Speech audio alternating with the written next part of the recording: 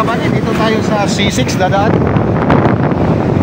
E-bike ang gamit natin mga kabady. Dahan-dahan lang tayo. C6 ang daan natin.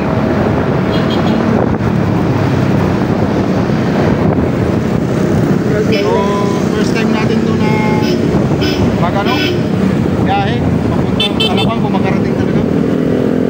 Dahan-dahan lang tayo, at least importante makarating tayo. Tatlo po kami. Guide po kami ng Panginoon mga kabady.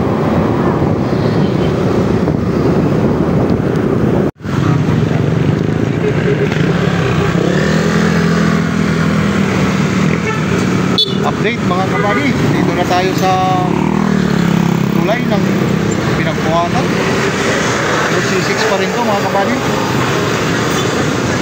Comment kayo kung nagawi kayo dito, mga nandito na taga Luzon. Yan, dahan-dahan lang tayo kabady. Nga pala yung e-bike natin, sisagsag to, sisagsag. Sisagsag lang sa Kalam. Dito pa rin tayo along C6 mga kabady.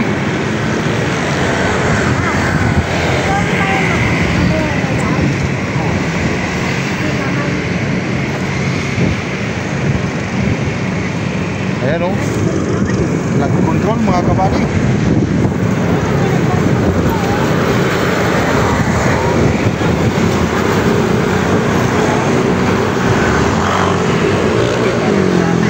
Kabady, nandito na tayo sa Lower Bicutan, City of Taguig. Ayan.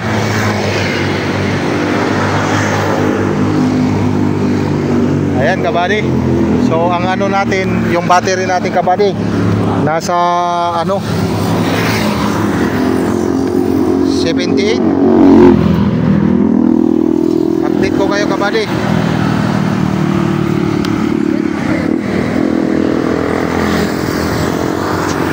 Dito na tayo sa update tayo. Dito na tayo sa Sukat, Paranaque.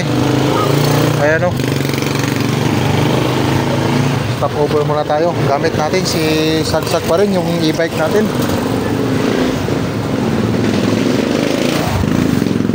Ayan o. Puno yung karga. Update ko yung mamaya. Malapit na tayo sa Alabang. Kayang-kaya siya mga kabady. Yung battery natin nasa ano pa, nasa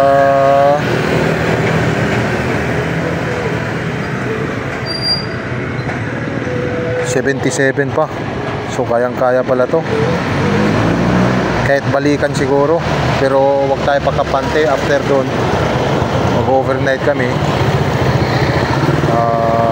charge muna natin para walang aberya. So update ko kayo mga kabady. Dito na tayo kabady sa Alabang. Ayan o, pundiretso tayo sa simbahan. Papasalamat tayo, parating tayo ng maayos. Tsaka yun si sagsag natin, kayang-kaya siya kabady. Papasalamat tayo sa Panginoon na nakarating tayo, nagligtas at walang aberya. I-pray tayo dito. Pero kayo nakadila mga kabady. So maraming salamat sa inyo kabady sa panonood nyo. Don't forget to like, share and follow po. Thank you.